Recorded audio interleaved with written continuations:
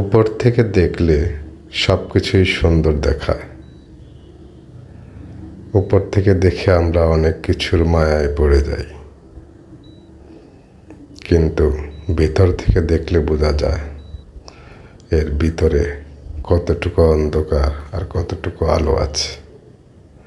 উপর থেকে দেখা এই ছোট্ট নদীটি সুন্দর দেখায়, কিন্তু নিচ থেকে দেখলে দেখা যায় এর পানিগুলো শিল্প কারখানার বর্জ্যতে কতটা বিষাক্ত হয়ে আছে। এর মধ্যে একটা পোকাও বেছে নেই, প্রাণের অস্তিত্ব নেই বললেই চলে।